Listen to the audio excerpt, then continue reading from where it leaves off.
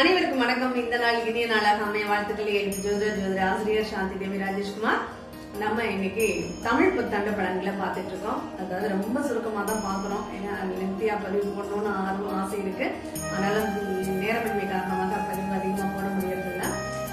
கன்னிக்கு நம்ம தமிழ் புத்தாண்டு பலன்கள் எப்படி இருக்க போகுது அப்படிங்கறத நம்ம பார்க்கிறோம். கன்னியை பொறுத்தளவுல இந்த காலகட்டங்கள்ல லக்னாதிபதி நல்ல அமைப்பில் இருந்தாலும் சில பிரச்சனைகளுக்குள்ள ஒரு சூழ்நிலைகள், பிரச்சனைக்குரிய மனிதர்கள், பிரச்சனைக்குரிய நிகழ்வுகளுக்குள்ள பழக வேண்டிய ஒரு கட்டாயம் அப்படிங்கிறது ஏற்படுது.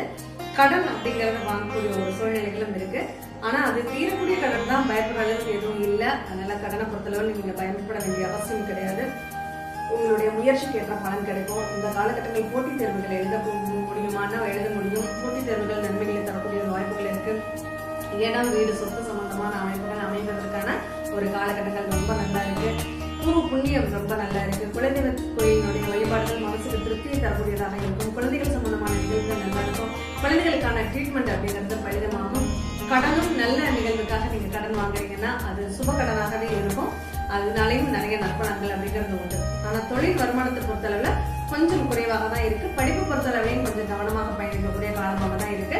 இந்த கன்னி லக்னத்தை பொறுத்தளவுல நீங்க வழிபடக்கூடிய இறைவன் யாரு அப்படின்னா, பொதுவா கும்பகோணத்துல இருக்கக்கூடிய சாரங்கபாணி திருக்கோயிலுக்கு நீங்க போயிட்டு வர்றது ஓரளவு நன்மைகளை தந்தாலும், பக்கத்துல உள்ள பெருமாள் கோயிலுக்கு புதன்கிழமை அன்னைக்கு போயிட்டு வாங்க. முக்கியமா அந்த பெருமாள் கோயில்ல கன்னி மூலையில என்ன தெய்வம் இருக்கோ அந்த தெய்வத்தை கண்டிப்பா நீங்க வணங்கி பாருங்கள்.